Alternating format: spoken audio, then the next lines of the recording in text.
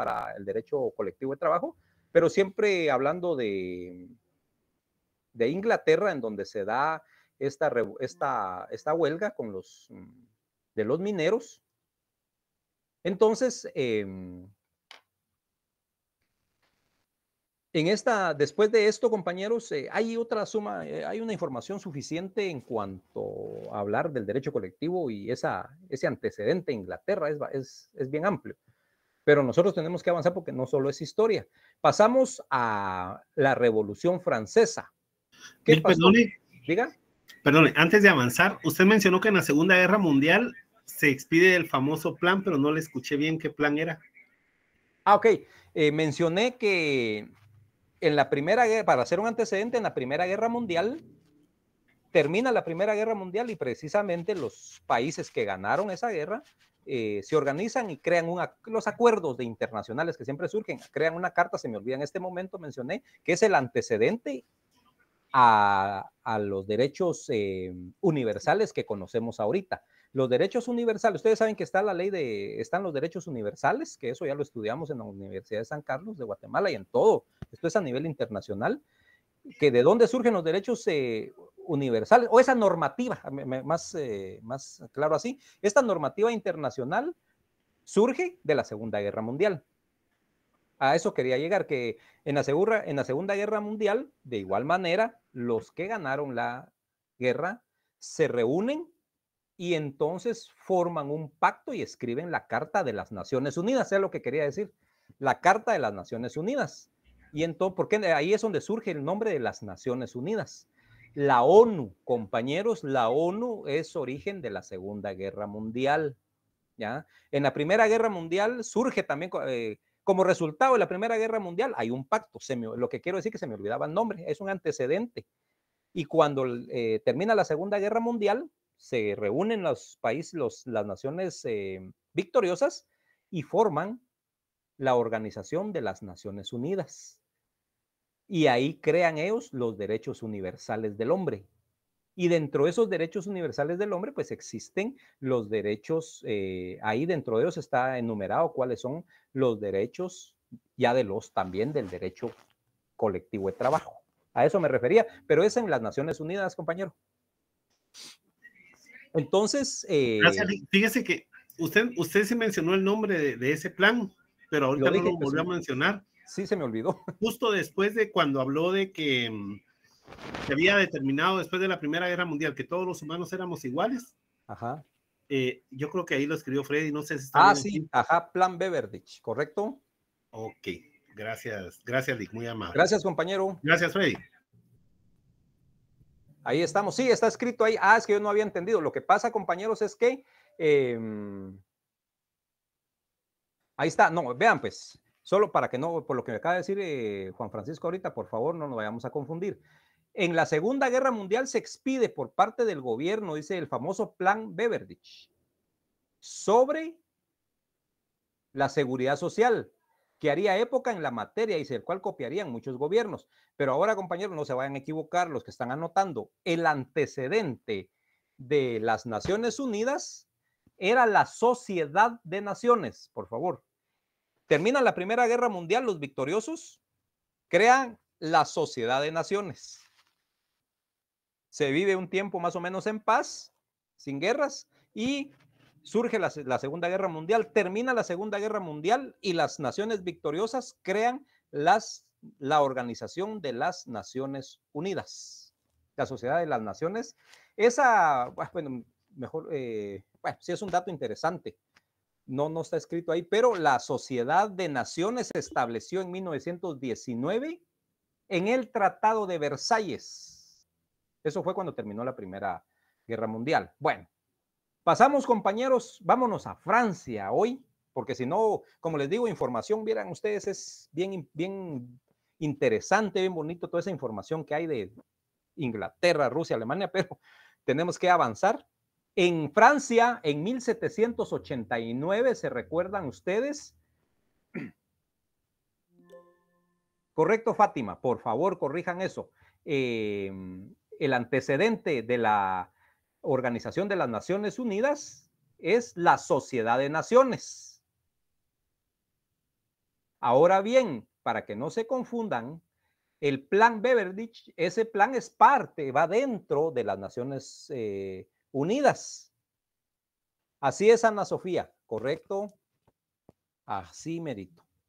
Entonces, compañeros, el plan Beveridge es un plan que va dentro de toda esta carta, todos estos acuerdos que llegaron. Pero ¿por qué se habla aquí? Porque es específico para el derecho laboral. Entonces, pasamos a la Revolución Francesa que se da en 1789. ¿Y qué pasa con la Revolución Francesa?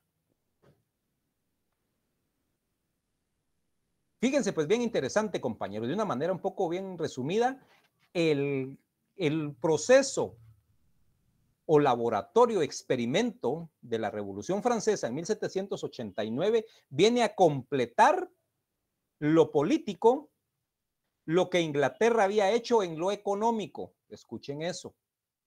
Francia completa o viene a completar toda esa experiencia política, económica y de trabajo. Francia viene a completar en lo político lo que Inglaterra había hecho en lo económico. ¿Ya?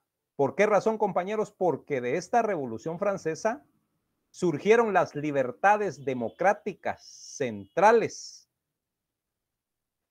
Ustedes se recuerdan, compañeros, o en los cursos anteriores que han llevado, les han pedido que lean la Constitución Política de la República de Guatemala. Y los primeros principios que tenemos en nuestra Constitución, pues yo sé que la mayoría de ustedes lo saben, son de origen francés. Por ejemplo, dice que de esta revolución surgen, ¿cuál, compañero Juan? Lo que me acaba de mencionar ahorita. Sí, según la historia de las constituciones, me recuerdo que fue en la aldea o la ciudad de Bayonnas, ahí en Francia, en donde se inició la primera constitución de ese país. Exactamente, así es, muy bien. Puchica, tenemos, eso me contenta porque tenemos gente con mucha historia, que sabe de historia, que eso es bueno ustedes. Bueno, entonces en Francia se dan esas primeras escrito, compañeros, libertades democráticas centrales. Vean, pues, ojo con esto de los antecedentes y la historia, porque si nos vamos a 5,000, 4,000, 8,000 años atrás, hubieron otras comunidades que ya tenían sus formas de gobierno y de vida, pero como eso no fue escrito, ¿verdad? Esto ya se le acuña a Francia porque hasta aquí se hizo y se escribió. Tenemos antecedentes. Entonces ellos se dan el privilegio de decir que ellos fueron los que sentaron las bases de las libertades democráticas. Por ejemplo, el derecho de reunión, compañeros. En nuestra Constitución ese es un derecho constitucional en Guatemala, el derecho de reunión. El derecho de expresión, usted tiene la libertad de expresarse como quiera. Derecho de conciencia, derecho de asociación y la democracia parlamentaria. Entonces, todos estos principios constitucionales que están en nuestra Constitución son de origen francés. ¿Qué sucede entonces, compañeros? El movimiento obrero francés, sí, escuchen esto, el movimiento obrero francés siempre fue más político que el inglés. Y desde muy temprano se inclinó por el socialismo como la salida alterna al capitalismo. Momentos importantes entonces en esta revolución fueron la conspiración de los, escuchen eso, la conspiración de los iguales. Los movimientos sociales y políticos de 1848, siempre en Francia. Y en 1864 se establece la libertad de coalición, o sea, de organización para la lucha sindical. Y luego también está la Comuna de París en 1871. En 1887 se reúne el tercer Congreso Obrero y se funda la Confederación Sindical, que más tarde se transforma en Confederación General de Trabajo.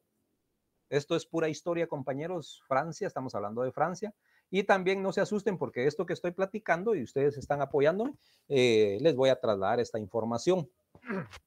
Entonces, el movimiento sindical francés, como el de toda Europa, acumuló importantes conquistas en favor del derecho colectivo de trabajo.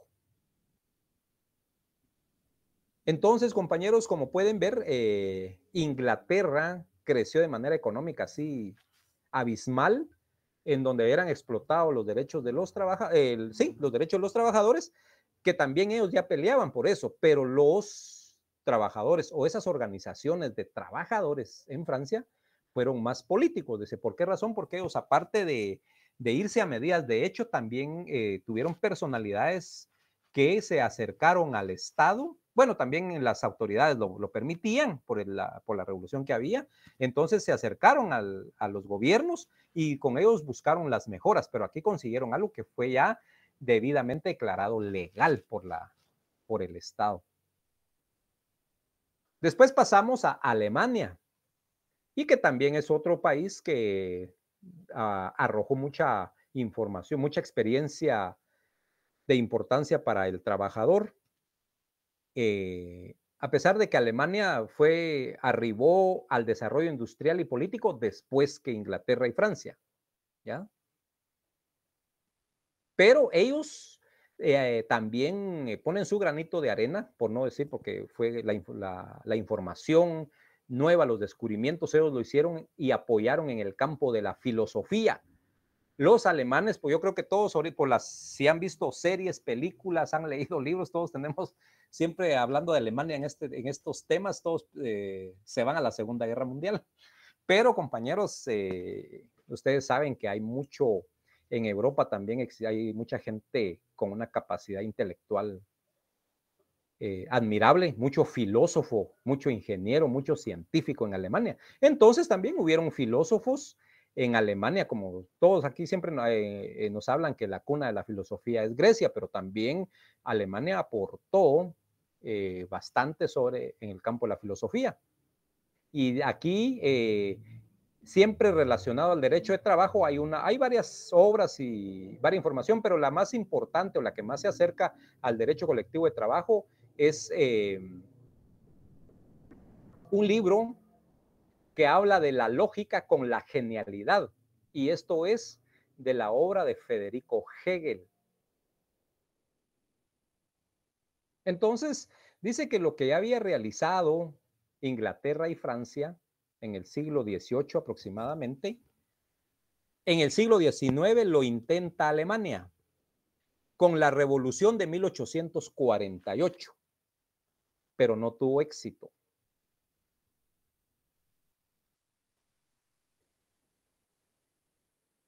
Lo que logró pasar con esta revolución que se intentó, que sí se hizo en Alemania, en esa época, en el siglo XIX, lo que logró fue que despertaron a estos grupos que siempre han protegido o han sido conservadores, han protegido a los intereses de los pequeños grupos o familias que tienen el suficiente dinero y manejan toda la economía. Entonces despiertan y vuelven a tomar interés y a empezar a controlar todo. Vuelve otra vez a cimentarse con más fuerza el Estado absolutista. Renacen esos grupos sociales. Imagínense ustedes, de la sociedad medieval, quieren otra vez, ya hasta en el siglo XIX, quieren otra vez como implantar esa forma de vida de la sociedad medieval.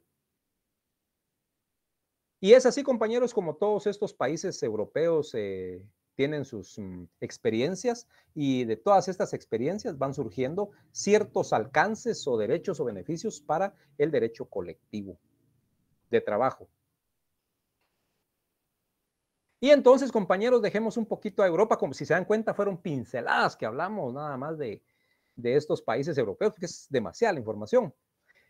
Entonces, acerquémonos a Guatemala, pero todavía pasando un poquito por Estados Unidos, ¿ya?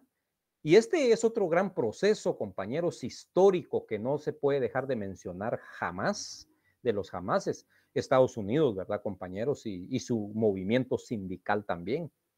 Entonces, ¿qué pasa después? Y aquí volvemos a tocar el tema de la Segunda Guerra Mundial. ¿Qué pasa, compañeros? Estados Unidos, que ya era un país pujante también, que lo mencioné en una de las primeras 2 clases que ya impartimos, y resulta, mencioné algo que muchos europeos empezaron a venirse, que eran de escasos recursos, porque había pobreza en Europa, compañeros, y se dieron cuenta que había más libertades. Imagínense esto, había más libertades en Estados Unidos. que era un lugar en donde el sueño americano, ¿verdad? Como lo hablamos de aquí de América para allá, igual el europeo, solo que ellos viajaron antes que el latino para Estados Unidos. Es por eso que la mayoría de empresarios así a gran escala son de origen europeo, como por ejemplo Rockefeller, ¿ya? ¿Ustedes saben qué hizo Rockefeller en Estados Unidos? ¿O qué hizo? ¿Cómo amasó fortuna?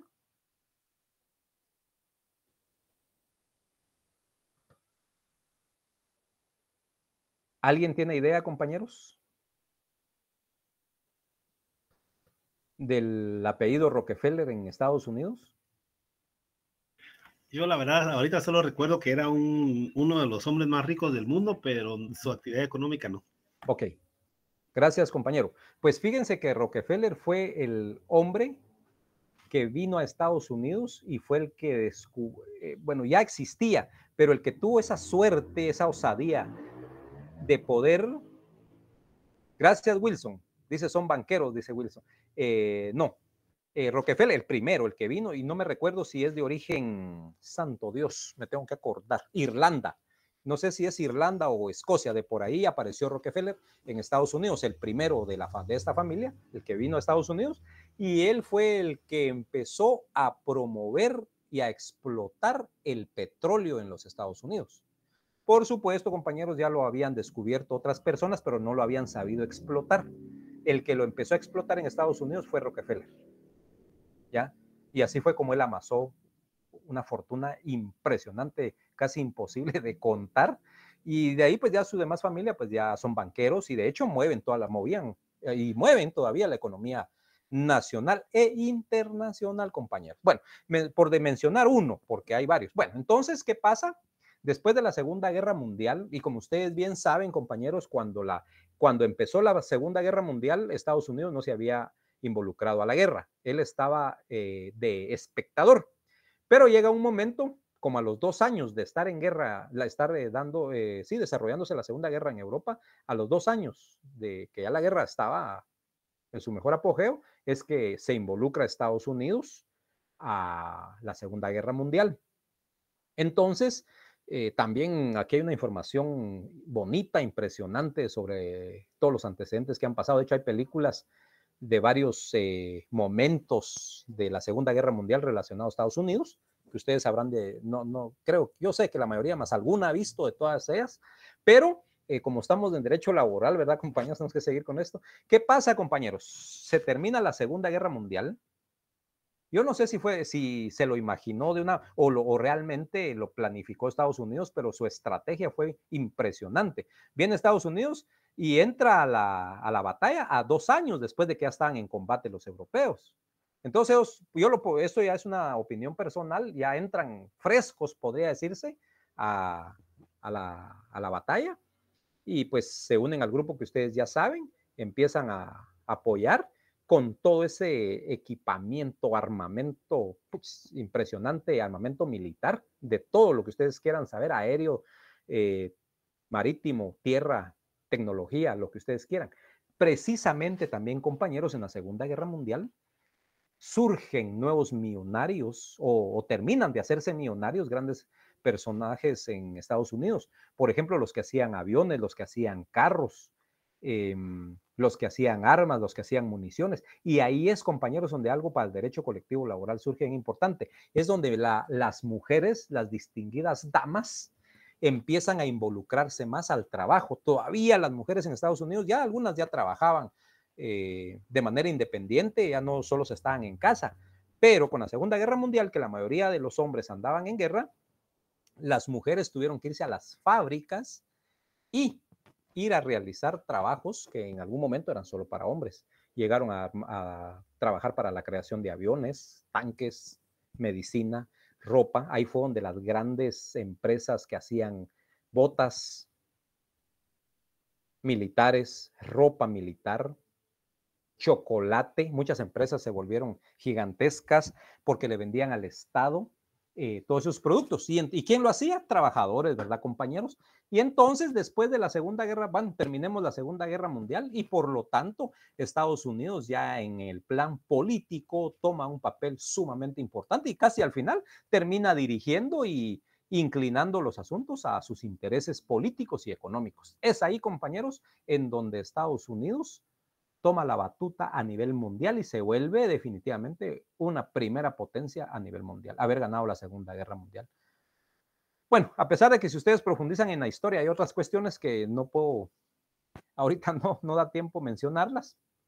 Entonces, después de esa guerra, compañeros, después de la Segunda Guerra Mundial, también hay una guerra civil que se realiza en Estados Unidos, ¿ya? Que es algo parecida a la de Inglaterra. ¿Y qué pasa aquí, compañeros? Que después de todo eso también la gente peleó porque eran explotados. Recuerden también que en Estados Unidos había esclavitud. Entonces, también, y me voy a ir un poquito antes a la Segunda Guerra Mundial, cuando estaba la esclavitud. Imagínense ustedes. Así es, Fátima, correcto. Así es. Muy bien, entonces fíjense que sí, y eso lo creo que todos lo sabemos, sobre todo ustedes son estudiantes de Derecho, compañeros, deben estar al tanto de la política internacional porque es parte de. Voy a comentar algo acerca de eso y relacionado a nuestra carrera. Entonces, antes de la Segunda Guerra Mundial también está la esclavitud, que ustedes han visto también, han leído o han visto películas, hay buenas, con buena información. Entonces, ¿qué sucede? Si que, miren, si en esta época en que estamos, que ahora todo es más rápido, ¿verdad, compañeros? Todo es de hoy sirve, mañana ya no. Hay que aprovechar. Entonces, aunque uno siempre motiva la lectura, las leyes las tienen que leer, definitivamente, obligadamente. Ahora algún libro más y todos los que lo hacen, felicitaciones. Los que no, ya les da ahí pereza para leer, pues los invito a ver si alguna película. Hay varias. Pueden ver, por ejemplo, la de Django, o Diango, no sé cómo es.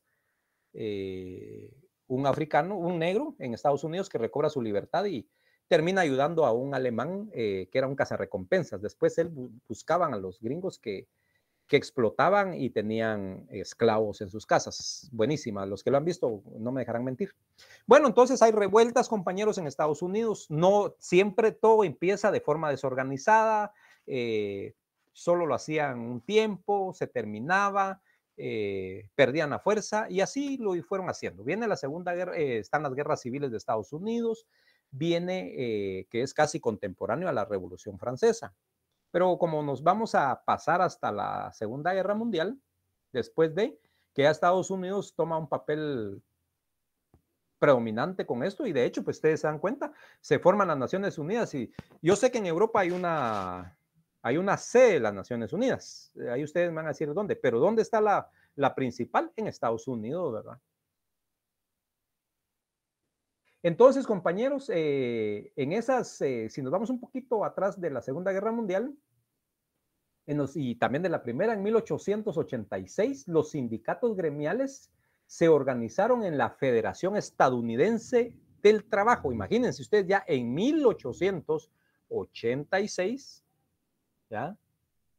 Para que ustedes hagan una idea, Guatemala, ¿en qué fecha o en qué año cobra su independencia?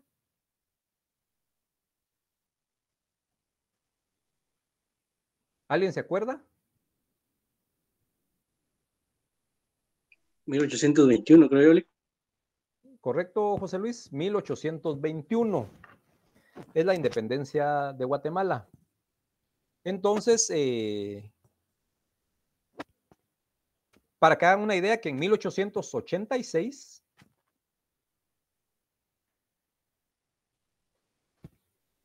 es cuando ya, imagínense lo avanza. ¿Cómo es la diferencia entre Estados Unidos y Guatemala?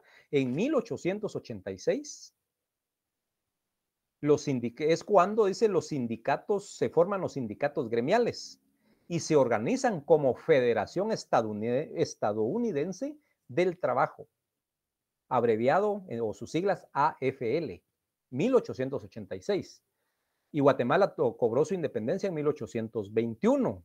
Pero después de la independencia, si no estoy mal, me recuerdo que el primer presidente que tuvimos fue, bueno, lo logró, fue Rafael Carrera, ya, nuestro primer el caudillo Rafael Carrera, y fue cuando se hace la primera constitución de Guatemala, que contaba, si no estoy mal, de 12 artículos. Bueno, y después, pues ya saben ustedes, viene Mariano Gálvez, vienen ciertas personas, viene Justo Rufino Barrios, Miguel García Granados, vienen los apellidos Reina, porque si se dan cuenta que es las mismas familias, venían siendo presidentes de Guatemala, apellido Reina, está en el billete de Aquetzal, si no estoy mal. Bueno, eso ya vamos en 1821 y así vamos. Bueno, entonces, compañeros, surge el primer sindicato en los Estados Unidos en 1886.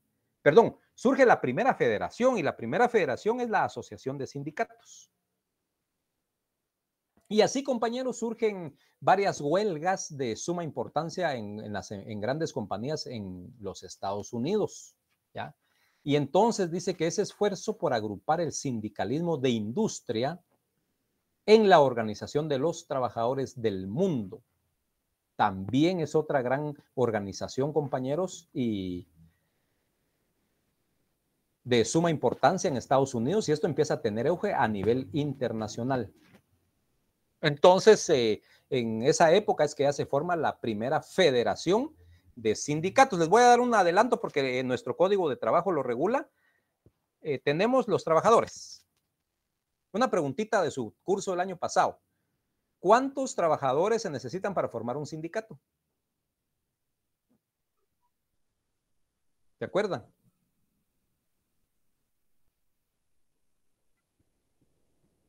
¿No se acuerdan? ¿Cuántos trabajadores se necesitan para formar un sindicato? Muy bien, Andrea, 20 o más. Si ustedes se recuerdan el código de trabajo, en el 206 empieza lo del sindicato para adelante. Entonces, 20 o más. Bueno, y se forma un sindicato, ¿verdad? Con todos sus trámites que hay que hacer. Y 2 o no sé cuántos sindicatos forman una federación. Vean, pues. Y varias federaciones forman una confederación, que ya lo regula nuestro código, pero lo vamos a ver más ya en su momento. Lo que pasa es que ahorita que estamos viendo antecedentes e historia del derecho, cómo surge el derecho colectivo de trabajo, tenemos que pasar viendo que Estados Unidos en 1886 forma la Federación Estadounidense del Trabajo. Y así después empiezan a formar varias, pero esta es una de las más importantes. De ahí pasamos a algo, compañeros, una información también que es un antecedente del derecho colectivo y sobre todo europeo, el marxismo y la doctrina social de la Iglesia. Escuchen eso, el marxismo, ¿ya? La obra de Carlos Marx y la doctrina social de la Iglesia.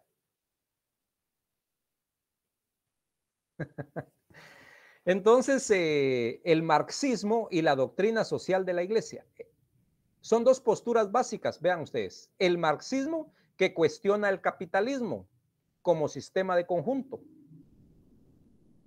Cuestiona algunos efectos del capitalismo, pero sí lo defiende como sistema.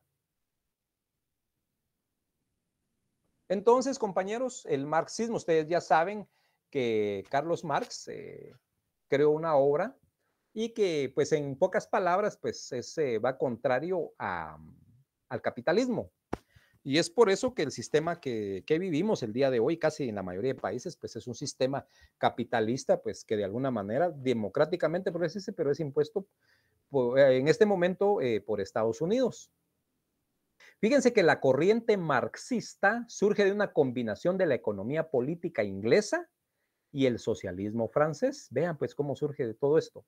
Repito, la corriente marxista surge o se compone de una combinación de la economía política inglesa, el socialismo francés y la filosofía alemana, del surgimiento de la clase obrera y de la unión de un sector, dice, muy importante, que es de los trabajadores, para la defensa de sus derechos en Europa Occidental. Y dice que finalmente el concurso intelectual determinante de este gran personaje que es Carlos Marx. Gracias, Fátima. Vamos a hablar algo de eso más adelantito. Entonces, para la defensa de sus derechos en Europa Occidental y finalmente el concurso, esa obra intelectual de Carlos Marx y que después le sigue Federico Engels, Como resultado de ese proceso, entonces se forma en 1847 la Liga de los Comunistas, que encomendó a Marx y Engels redactar el Manifiesto Comunista. ¿Ya? Esto es lo que quiero que le pongan atención, compañeros.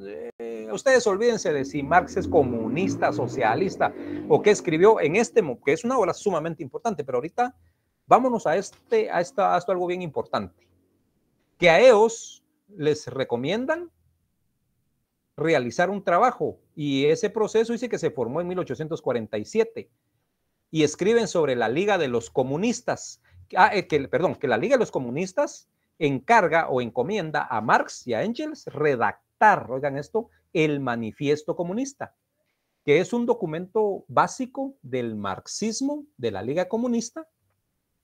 Y de ahí, compañeros, ojo, esto si quieren sí anótenlo, y de ahí la primera Asociación Internacional de los Trabajadores, creada en 1864.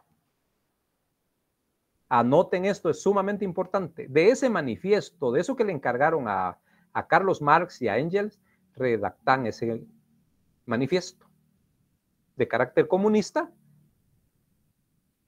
Y en ese documento, dice el marxismo, surge la Liga de Comunistas de la primera asociación, de esa liga, perdón, la primera Asociación Internacional de los Trabajadores, creada en 1864. De todo esto que acabo de hablar, compañeros de Carlos Marx, por favor, esto anótenlo. ¿Ya? Y ya entonces con este documento y que crean esta asociación de carácter internacional, pues ellos ya empiezan a participar en apoyo a otras asociaciones, participan en la Asociación Internacional de los Trabajadores y los anarquistas. Y en fin, compañeros, tienen ellos una gran influencia en la política de Francia, sobre todo en esa constitución o en esa comuna que se realiza en 1871. Y dice que después de esto que realizaron también en Francia, que se apoyaron en lo que escribió Marx, fracasó posteriormente, no tuvo el éxito que esperaban. Y entonces los trabajadores se organizan en la Segunda Asociación Internacional de Trabajadores. ¿Ya? Se transforman ya en 1800, escuchen la fecha, en 1891 es cuando se crea la Segunda Asociación Internacional de Trabajadores. Y de ahí surge ese término que se llama socialdemocracia. Y como ustedes saben, pues el marxismo, que seguían tratando de mantenerse unidos, logran mantenerse todavía con vida y forman el partido de bolchevique en Rusia, que también es otra historia interesantísima para la economía política, para la economía y la política, tanto nacional como internacional, que eso ya es otro asunto también que muy interesante, pero no es parte del derecho colectivo. Entonces, con la teoría que la clase obrera no era homogénea y que no se podía persistir en organizar un solo partido, con los anarquistas, los terroristas, imagínense ustedes, los reformistas, y dando el gran salto del siglo XX, con el triunfo de la Revolución Rusa en 1917, y de ese proceso entonces surge la tercera asociación internacional y la Internacional Sindical Roja, esto en Rusia. Entonces, compañeros, en conclusión, también otra cuestión importante del marxismo es que vale la pena resaltar la importancia que el marxismo le dio siempre a la lucha económica de los trabajadores, el conflicto económico de intereses y a la defensa de sus salarios y de sus prestaciones sociales, pero al mismo tiempo la relación que esta lucha cotidiana tenía con los objetivos finales del movimiento. Entonces, compañeros, ahora viene una opinión personal, así es que olvidémonos de que si es, peor ahorita que estamos con la segunda vuelta, que es comunista, que si es esto, que si es lo otro. Vean, compañeros, como futuros profesionales del derecho, como futuros académicos, antes de emitir una opinión y antes de nuestros sentimientos personales, pues debemos informarnos un poco qué es, cuál es el antecedente, qué han hecho cada una de estas agrupaciones o de estas ideas, pues son idealistas, qué es lo que han hecho ahora. Entonces, como ustedes se dan cuenta, habrá muchos que pues no están de acuerdo con el comunismo, con el marxismo, pero entonces no deberían de recibir los beneficios económicos que le paga la empresa, porque esto fue conseguido a través del mar. Por lo menos esto dejó, ¿verdad?, de importancia ya para nosotros, para Guatemala, esa lucha económica de los trabajadores, porque decían en algunas palabras de esta obra que no se podía, no era lo mismo, no había un nivel entre los que tenían el capital, los instrumentos de trabajo, que la fuerza de trabajo, pues la fuerza de trabajo estaba en desventaja con el que tiene el capital y tiene la herramienta de trabajo. ¿Ya? Si usted va a una gran empresa, todas esas industrias, esas máquinas gigantescas, pues no las puede tener el trabajador. Entonces hay una gran desventaja y a eso era lo que pelea dentro de toda la obra de Carlos Marx. Pues dejemos ahorita lo político y vámonos puramente a lo colectivo laboral. Se consiguieron estos resultados que hoy gozamos nosotros y están plasmados en el Código de Trabajo. Y gozamos muchos de esa cuestión al día de hoy. Entonces, por eso es que se toca el marxismo, compañeros. No crean que estoy hablando de política o de revolución o alguna cuestión. No estoy tocando temas, esto toco porque es parte del programa. Sí, compañero. Sí, yo creo que independientemente de que sea una ideología comunista, una socialista, una capitalista o la que sea, yo creo que sí tiene que ver con el derecho laboral, por lo mismo que usted mencionaba. Digamos, hay beneficios que se tienen del trabajo, de la explotación, de los medios de producción, que no son los mismos beneficios en las diferentes ideologías, por lo que muchas veces nosotros a veces nos inclinamos por una ideología. Por poner un ejemplo, si yo fuera comunista, pero quiero beneficiarme de ser propietario de un bien de producción, quiero beneficiarme de un salario superior a otras personas y por eso me preparo. Ajá. Pero es porque muchas veces no conocemos el origen de esas ideologías. Entonces yo creo que sí es muy oportuno el hecho de que usted esté asociando estas ideologías con los beneficios que tiene el derecho laboral. Exactamente, compañero. Y lo hago por la coyuntura que está sucediendo ahorita, ¿verdad? Entonces, miren ustedes, miren, saben, y yo no sé si realmente se lo creen o todo, pero en el caso, así como ustedes, están incluidos en varios grupos de chat y todo, pues yo estoy en algunos grupos, estoy incluido en algunos grupos de chat. Y vieran que me tienen en un grupo de chat en donde hay algunos abogados. Me incluyeron ahí porque yo en el periodo pasado fui parte de las instituciones del Colegio de Abogados y Notarios. Entonces, por ahí me incluyeron en un grupo, pero resulta que en ese grupo hay mucho militar, mucho exmilitar y militares abogados. Entonces, por eso es que como hay abogados, estoy ahí, pero si vieran ustedes la información que mandan y todo, entonces yo digo, y yo no escribo, yo mejor soy espectador, pero hay mucha información que son profesionales que mandan esa información y yo pregunto, ¿ellos se creen eso o solo lo tiran por querer desinformar? Y yo me digo a mí mismo, eso ofende mi poquita inteligencia que tengo, esas informaciones que mandan, digo, ofende mi poquita inteligencia. Pero bueno, hasta ahí lo dejamos por la situación en que estamos y todo, ¿verdad, compañeros? Como digo ahorita, entonces, por favor, no estoy hablando de comunismo, no estoy hablando de nada de eso, sino que parte de ese trabajo comunista, porque ellos sí se declaraban así, de ahí surgen estas cuestiones que son resultado que hoy gozamos, como lo hablamos con Juan Francisco. Y yo sé que están poniendo atención los demás compañeros, entonces esos son los resultados. Y hay que conocer, compañeros, el fondo exactamente, compañeros. Entonces, vieran que cuando ustedes, no solo es de, como lo escribió él, no solo es de replicar o como decimos, hay que compartir esa información. Compañeros, ¿yo cómo voy a compartir una información cuando yo no tengo realmente la base de toda esa información? ¿Sí, compañera?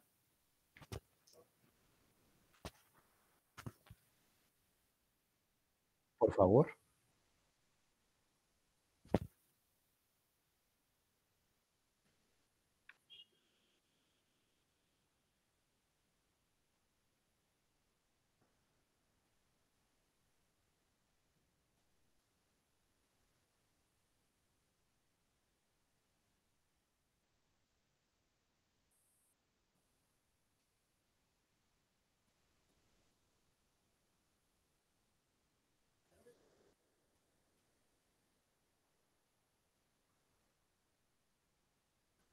Muchas gracias, Fátima. Exactamente, sí. Y por eso les digo, gracias, Fátima, ahí por su apoyo, su aporte y su apoyo. Es que, miren, jóvenes, como lo dije al inicio, me gusta cuando participan. Gracias ahí a Fátima y a varias compañeras. Es necesario que también se involucren las compañeras aquí a la información que estamos trasladando y que nos apoyen. Alguno de ustedes tendrá algún dato sumamente importante en derecho colectivo que a mí se me escape de algún lugar. Bienvenido sea, porque aquí, como les digo, yo solo los dirijo, compañero. Yo no soy el maestro que se me tienen que aprender de memoria. No, yo solo dirijo y ustedes me tienen que ayudar a que este curso sea exitoso, ¿verdad? Y que aparte que ustedes ganen su curso, que es la intención, porque la verdad que eso queremos, ¿verdad? Ustedes van a ser futuros profesionales. Aparte de eso, pero que vayan también con un aprendizaje, ¿va? Y qué bonito cuando uno habla con un profesional, con términos y que está informado. Eso es bonito, pero cuando imagínese usted que... Y usted, yo sé que usted ahorita tiene una responsabilidad, pues estudiante de Derecho. Yo no sé si ya les está pasando, pero su círculo, amigos, familia, la colonia, la cuadra, como le llaman, a aquel muchacho, ¿qué pasa? Es que yo tengo un problema. Pregúntenle a Juan Francisco, van con Fátima. Es que ella ya va a ser abogada y ya adquirió un compromiso porque ya dicen, ya va a ser abogada y pregunte, ella ya sabe. Entonces usted tiene que informarse, ¿verdad? Porque ya dicen, vayan con fulana, vayan con la hija de mi comadre, ella ya va a ser abogada. Entonces ustedes ya adquirieron un compromiso, compañero, y es grande. Y peor si van allá cuando sean abogados, imagínense y no saber, compañero. Entonces, por lo menos tener esa base. Entonces, compañeros, dejamos a la gran Europa y Estados Unidos y pasémonos pues a nuestra gloriosa Guatemala. Antecedentes históricos del derecho colectivo laboral guatemalteco, compañeros. Pues entonces sí, vamos a Guatemala. Etapa colonial, aproximadamente en el año 1524, para el derecho de trabajo, se aplicaron dos formas. El primero eran las leyes indias. Yo sé que ustedes ya en su historia por ahí estudiaron esto. El primero se aplicaron, dice, dos formas de cómo se aplicaba el derecho colectivo. Imagínense ustedes, pero ¿a favor de quién, verdad? Estaban las leyes indias regulando el trabajo de los peones que laboraban en las fincas de los españoles. La segunda forma, la agrupación de los gremios, que consistía en controlar las actividades de los hombres, evitando la protesta, escuchen eso, evitando la protesta contra el régimen colonial. ¿Qué quiere decir eso? Que estaban evitando que se agruparan y protestaran los trabajadores. Lick, perdone, ¿usted sería tan amable de repetir la segunda forma? Claro. Y si quieren las dos. En la época, compañeros, para los que por ahí se despistaron un momento, antecedentes históricos del derecho colectivo laboral guatemalteco. Empezamos con la etapa colonial, que es tema importante aquí. Aproximadamente fue en el año de 1524. Para el derecho de trabajo se aplicaron dos formas en esta época. La primera, las leyes indias. Se aplicaron, esa es la primera forma, se aplicaron las leyes indias. ¿Y qué pasaba ahí? Regulaban el trabajo de los peones que laboraban en las fincas de los españoles. Y la segunda forma es la agrupación de los gremios, así le llamaron, la agrupación de gremios, que consistía en controlar las actividades de los hombres, evitando la protesta contra el régimen colonial. ¿Y por qué así, verdad? Dos formas. Para que ustedes tengan una idea, pues las leyes indias controlaban al peón, al trabajador. Pero también se le ocurrió ya a la autoridad crear esta agrupación de gremios. ¿Y cuáles eran? Por ejemplo, compañeros, ya existían los artesanos. ¿Se recuerdan los artesanos, los que hacían todos estos productos para la supervivencia de nuestra gente en esa época? Entonces ellos ya eran un poquito más independientes que el peón. Su actividad era distinta. Entonces al artesano también había que tenerlo en gremios, pero no para que ellos defendieran sus derechos, sino para controlar sus actividades y de esa manera no protestaran en contra del régimen colonial. Entonces se llama la segunda forma agrupación de gremios. Tenemos la etapa independiente que por ahí consulté y José creo que nos dijo que fue en 1821 y claro, pues así fue, ¿verdad, compañeros? Se firma la independencia, etapa en la cual, compañeros, el derecho colectivo empieza a tomarse como tal a través de las leyes y decretos y acciones, por supuesto, tomadas por los pobladores. En esta etapa, compañeros, después de la independencia de Guatemala, deja de existir las leyes indias Y es hasta la etapa de la Revolución Liberal que se emitió un código civil en la cual se regulaba que el patrono y trabajador, igualdad para ambos en derechos. Vean esto, ese antecedente. En esta época se vieron, dice por ahí, luces de reconocimiento de los derechos laborales en Guatemala. Entonces, compañeros, se recuerdan que al inicio mencioné, y que ustedes ya lo saben, yo solo estaba recordando esa información que ustedes ya tienen, que en Guatemala empezamos con el derecho privado y derecho público, nada más. Esa es la base y así empieza y así debe estudiarse, porque así es. Entonces, solo eso existía. Usted solo iba a estudiar derecho privado y derecho público, derecho civil y derecho del Estado. Pero si se dan cuenta, en ese tiempo ahí estaba el derecho o el Código Civil, cogía las formas del derecho que podían haber.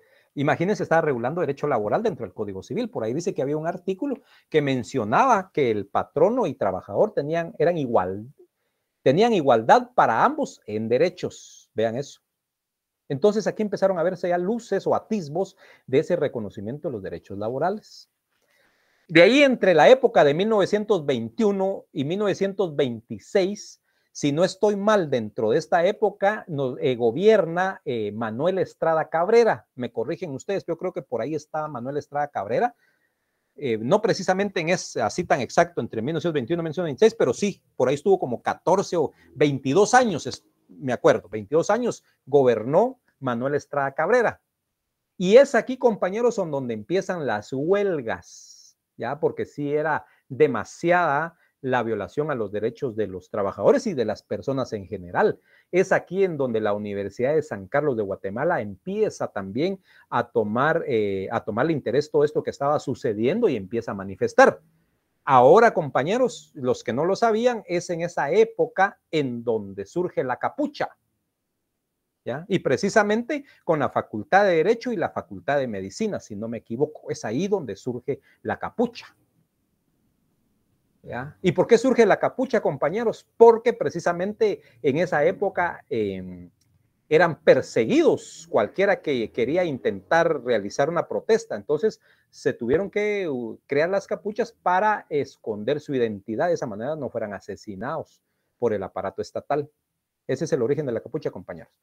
Pero su origen, ¿pero por qué surgió? Porque ya no se podía vivir en paz. Estaban siendo... aparte de ser explotados laboralmente, los derechos constitucionales se violaban en cada momento. Bueno, entonces por eso surgieron varias huelgas en esa época, ¿ya? De gran importancia para el derecho laboral colectivo. Y es aquí donde se logra también un derecho laboral más respetuoso con estas huelgas que surgen en estos años que mencioné. Los más importantes están la huelga, o sea, ¿qué huelgas se llevaron a cabo para poder conseguir el respeto a ciertos derechos laborales? La huelga de los muelleros de Puerto Barrios. En esta época, pues, como ustedes ya saben, habían unas compañías, cabal, lo que comentó Fátima en su primera intervención que hizo Fátima, que siempre Estados Unidos sale favorecido o busca sus intereses primeros, ¿verdad? Entonces, precisamente en esa época habían dos empresas grandes en Guatemala de carácter de nacionalidad gringa, sus dueños, como era la compañía bananera, que ustedes saben su nombre, está en la historia de Guatemala, y la compañía de trenes. Entonces, por eso de los trenes, aquí es donde surge esa huelga de los muelleros en Puerto Barrios.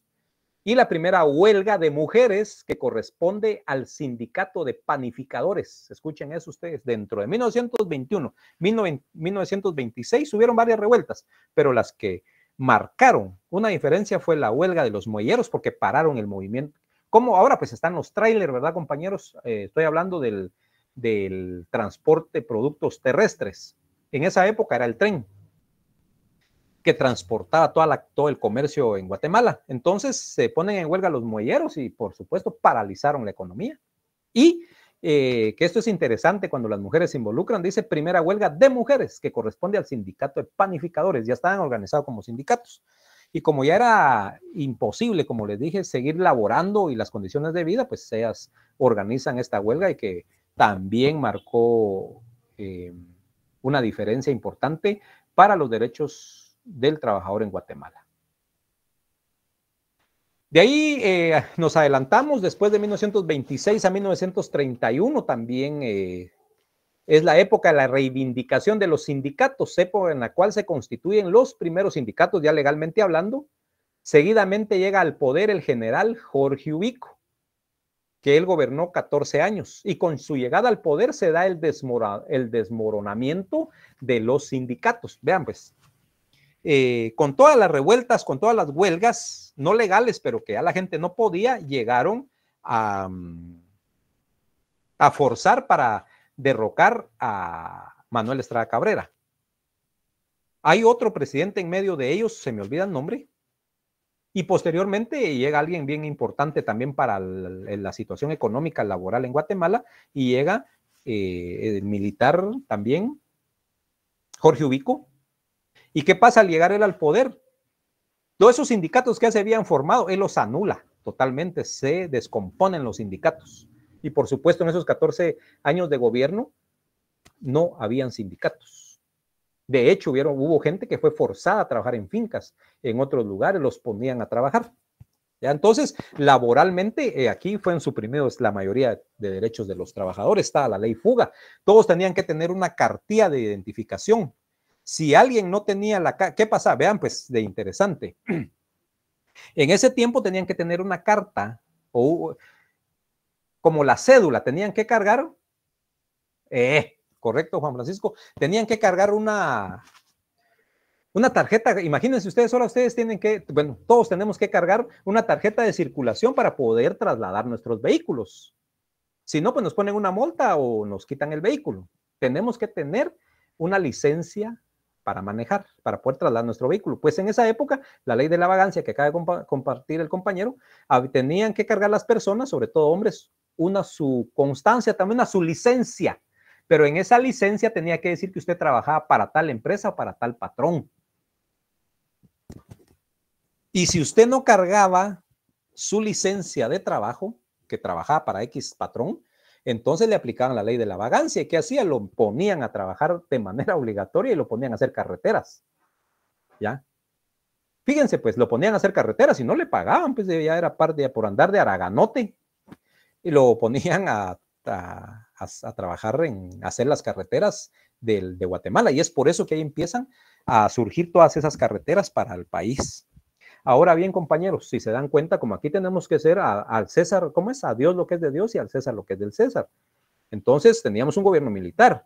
En lo laboral, pues estábamos acabados en los derechos laborales. Pero este personaje en esa época, tal vez con el sacrificio y la esclavitud de muchos, o con ese trabajo forzado, se hicieron muchas cosas para el país. De alguna manera, por ejemplo, este hombre llevó a dejar el saldo de la deuda de Guatemala limpia. Él dejó limpia las deudas de Guatemala, pagó las deudas que tenía Guatemala. Entonces, compañeros, siempre cada gobierno que llega siempre deja algo bueno. Unos dejan más malo que bueno y otros más bueno que malo. Pues en este caso, en el de nuestro derecho colectivo, en estos 14 años de gobierno del militar Jorge Ubico, pues los derechos laborales estaban suprimidos. No, tal vez no en su totalidad, pero un 85%. Exactamente, Fátima, así es. Entonces, también este personaje, para que vean pues que mi forma de lo que yo estoy desarrollando, a mí no me interesa, en este momento, por el curso que estamos dando, no me interesa. Miren, es mejor, y es algo que yo quisiera eliminar de la cultura, de la mente del guatemalteco. O sea, no es derecha ni es izquierda, aquí somos guatemaltecos.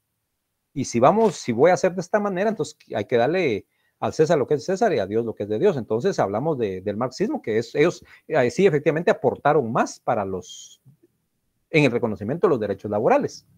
Nos vamos a esta época, ahora viniéndonos aquí con este personaje, este presidente que tuvimos en esa época, pues los derechos laborales, como les digo, estaban totalmente suprimidos. Pero sí, cuando ustedes quieran profundizar y lean acerca de este gobierno, sí dejó cosas buenas para Guatemala. Exactamente, el quetzal ustedes su valor estaba sobre el dólar, podríamos decir como un euro, ¿verdad? Bueno, entonces hay cosas buenas de este personaje. No es todo malo, compañeros. Así es que, por favor, lean y saquen sus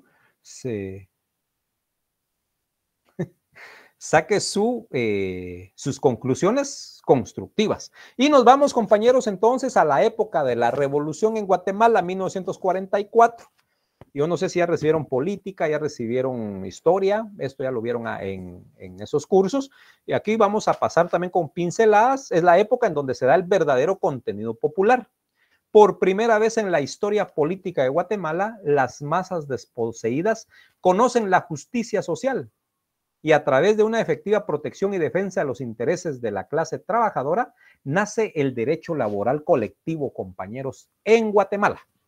Aquí está, después de que hablamos antecedentes europeos, en donde nace, nos pasamos ahorita a Guatemala de unos antecedentes, cómo empiezan esos atisbos o esas señales de derecho colectivo, pero su surgimiento, y ya de forma legal, se da en el año de 1944 a 1954 por ahí.